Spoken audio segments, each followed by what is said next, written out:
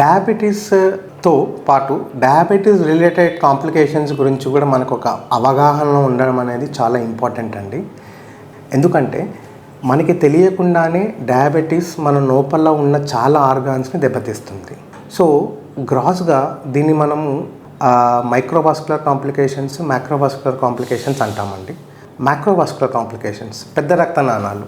జనరల్గా uncontrol diabetes ఏం చేస్తుంది అంటే మన యొక్క బ్లడ్ వెజల్స్ వాల్ని డ్యామేజ్ చేస్తుంది. డ్యామేజ్ చేయడం వల్ల ప్లేక్ ఫార్మేషన్ అంటాం. ప్లేక్ ఫార్మేషన్ అంటే రక్తస్రావంలో ఒక చిన్న బొడుపులాగా కడుతుంది. సో రక్తస్రావం అనేది అవతల ఆర్గానికి మునుపట్టుగా ఉన్నంత ఫ్రీగా వెళ్ళకపోవడం వల్ల అలా కాన్స్టెంట్గా బ్లడ్ ఫ్లో తగ్గి ఆర్గాన్ డ్యామేజ్ అనేది ఏర్పడుతుంది.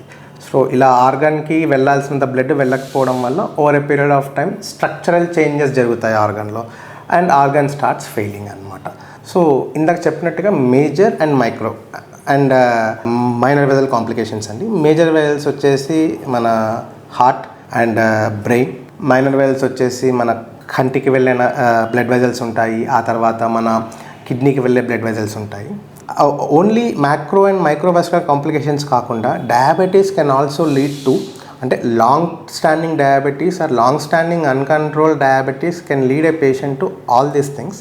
సో ఇందాక చెప్పినట్టు డయాబెటీస్ వల్ల మైక్రోవాస్కులర్ అండ్ మైక్రోవాస్కులర్ కాంప్లికేషన్స్తో పాటు long term diabetes can also cause nerve damage, thereby causing diabetic peripheral neuropathy అంటామండి. దీన్ని మనం అన్కంట్రోల్ షుగర్స్ వల్ల నర్వ్ డ్యామేజ్ అవుతుంది. ఆ నర్వ్ డ్యామేజ్ అయిన ఏరియాని పెరిఫెరల్ న్యూరోపతి అంటాము. So diabetic neuropathy is nothing but uncontrolled or long standing diabetes causing neuronal damage, thereby affecting your nerve supply, causing symptoms.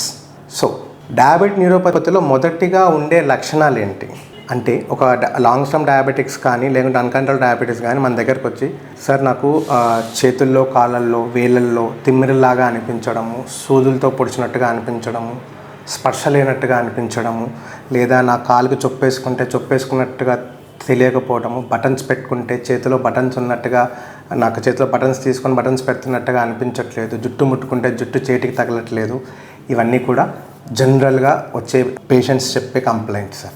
So ఇలాంటి లక్షణాలు ఉన్నప్పుడు మనకి డయాబెటిక్ న్యూరోపతి స్టార్ట్ అయ్యింది అంటే బహుశా మన షుగర్ కంట్రోల్లో లేక కంట్రోల్లో ఉన్న లాంగ్ టర్మ్ నుంచి ఉండడం వలన నర్వ్ డ్యామేజ్ అవుతుందని చెప్పి మనం గుర్తుంచుకోవాలి. సో జనరల్గా డయాబెటిక్ న్యూరోపతి మనకి రాకుండా ఉండాలంటే ఎటువంటి చిట్కాలు పాటించవచ్చు? ముఖ్యంగా షుగర్ని ప్రాంప్ట్ కంట్రోల్లో పెట్టుకోవడం అండ్ ఓవర్ ఈటింగ్ అంటే ఎక్కువగా తినడం కాకుండా రెగ్యులర్ ఇంటర్వెల్స్ ఆఫ్ టైంలో స్మాల్ క్వాంటిటీ ఆఫ్ ఫుడ్ని తీసుకోవడం and weight loss, alcohol avoid చేయడము, sugar and salt rich diet తీసుకోవడము అండ్ డైలీ ఫిజికల్ యాక్టివిటీ అంటే ప్రతిరోజు 45 minutes to 1 hour of some physical activity at least 5 days in a week చేసుకోవడము. ఇలాంటివి చేసుకోవడం వల్ల షుగర్ని కంట్రోల్లో పెట్టుకోవడము, దాని తర్వాత షుగర్ నుంచి వచ్చే కాంప్లికేషన్స్ని దాదాపుగా మనం అరికట్టిన వాళ్ళం అవుతాము.